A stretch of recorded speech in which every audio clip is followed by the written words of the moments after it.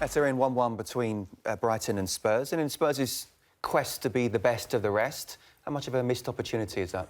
I think with the way that Spurs are progressing, you'd like to think that even though they've rested a couple, it's the kind of place you'd go down to, although they are very organised, Brighton. I thought it was a very disappointing start to the Palace game the other day, but it's not going to be easy, but it is the kind of game that I thought that Spurs could go down there and get one of those hard-fought wins.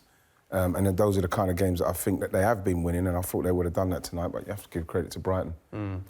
How crucial could that point be, Stuart, for Brighton? I'm looking at the table now, Scott, and I think they're safe on 36, I really do. Yeah. If you're going to ask the question, do I think if West Ham get 36 points, we'll be safe? I'd say no. You know what I mean? I was going to ask you in a minute's time, but I think Brighton are safe enough. I can't see three teams getting above them on that points tally as we stand.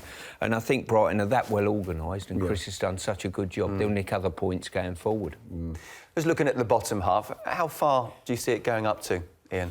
What do you mean? In terms of being safe, who's not? Do you see... You know something, I'm feeling 35, and I know Stu's sitting there as a West Ham man, and he won't be comfortable with that because obviously they're right in it, but I think 35, for Southampton to win now 2 games, I can't see where they're going to win those 2 games. And the same with Stoke, I just feel that 35 might do it this season, 36 definitely. So you're safe then, West Ham? Let's hope Brighty, the all-seeing sage is spot on, you know what I mean? It's a difficult run-in, though, for you, isn't it? You have to say there's some tough games where to try and actually pick up a win. One win, it looks like, probably will do it, but there's a very good chance that 35 might be enough. Yeah, I think there's a lot of teams, when they look at their fixtures, you think, oh, we've got a really tough fixture here, but if teams like Tottenham went to Brighton tonight, I always thought, it was going to be a really tough game for Tottenham. If they were ever going to win it, it'd be the odd goal, no more than that. And when you've got a semi-final coming up at the weekend and teams are in, Champions League games and stuff like that, games that potentially are tough, sometimes are not. That's why you get so many unusual results back end of the season. So I'm saying, you look at West Brom the other day against United. When you see a result like that just out of the blue, no one gave West Brom a chance. I think it's the odds, they were 18-1 to win a game, to win that game, West Brom. So when you've got teams that are capable of doing that, you can say whatever you want to say about Man United, they should be beating them, and they could turn them up. No one's safe, really. I was sitting there saying 35. I'm saying it's going to be hard for Southampton to try and get 6 points. I'm saying, just thinking, well, it's going to be tough, but you can't call anything in this league. Can you call that West Brom are down?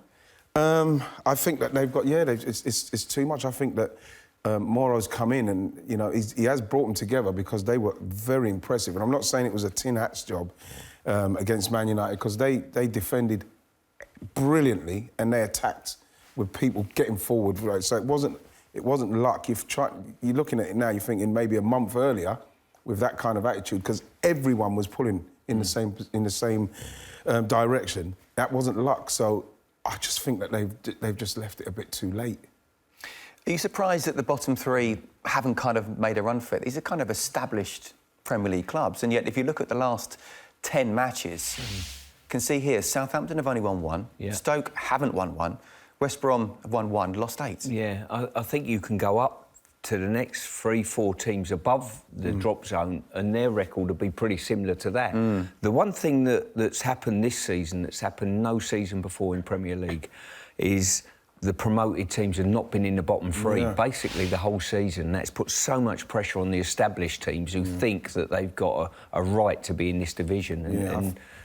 I think you're bang on, Stu. It's like a Southampton. You look at the Southampton and they're like sleepwalking into it. Like, we know that they're good. They've got good players. Obviously, they can't score goals. They've changed the manager. Mark Hughes has come in, but and the way it's gone for them, that like Stuart said, the 3 teams you're expecting to be in, they're not in there. So a team like Southampton, even Stoke, they find themselves in there. West Brom, these are established Premier League teams. They're really struggling simply because they don't know how to. We shouldn't be here, but we can't get out of it. I don't know what they're going to do. I feel sorry for Southampton because I think it's finally caught up with them. I don't think that the way the policy's gone in respect of the managers, what they brought in, they were able to get the players out of the academy, they brought good players, and it's all worked. I just think that, obviously, it's failed this time.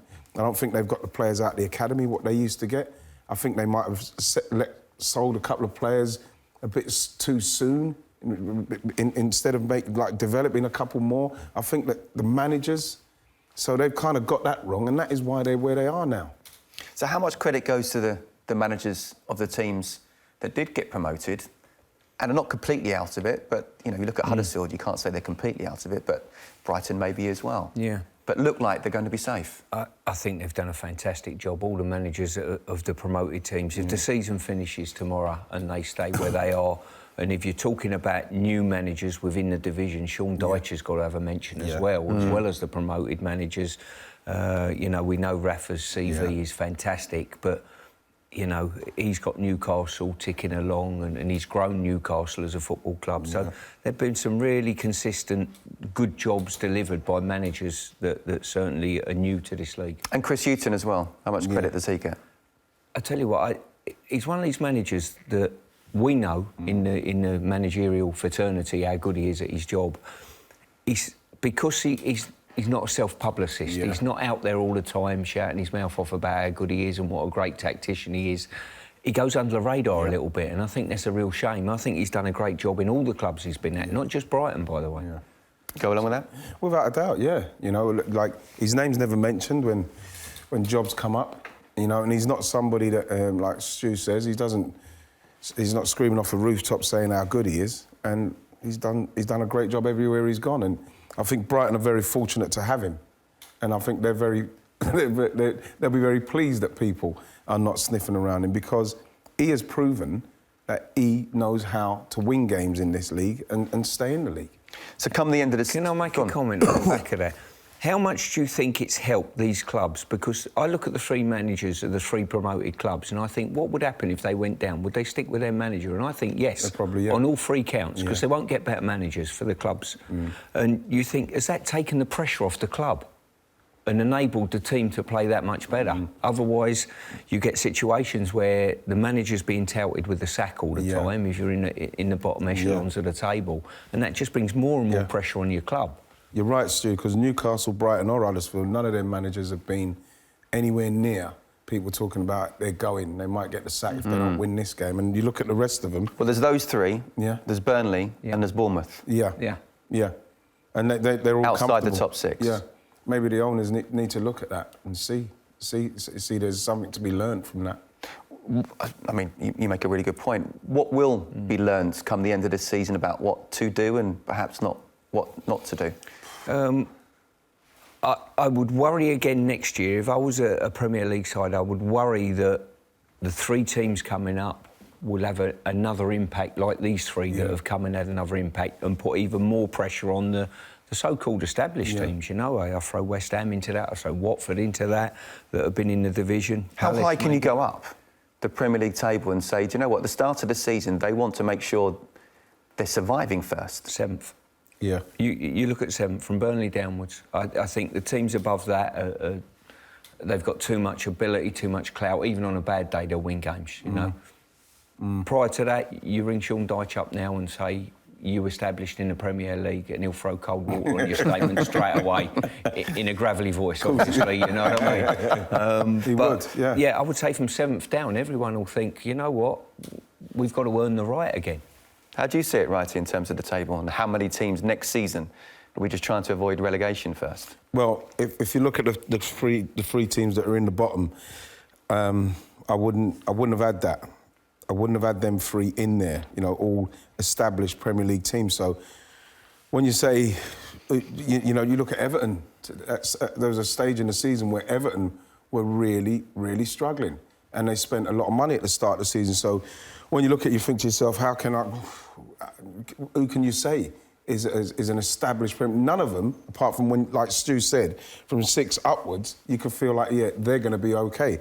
Everyone else, you have to worry. I think they'll all worry, and he's right. I think that if you said to even Leicester were dicing with it for a little...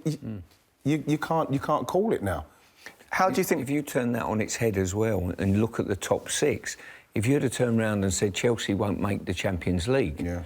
Arsenal, after 18 seasons in the Champions League, won't make the Champions League, you'd have said no.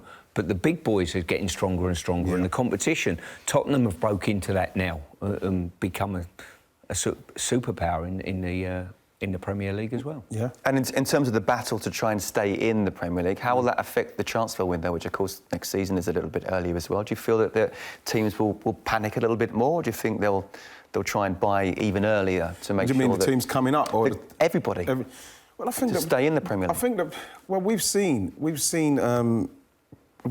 You look at something like Palace, you know, and the monies that they've splashed out. Crystal Palace now are paying players in excess of £100,000 a week.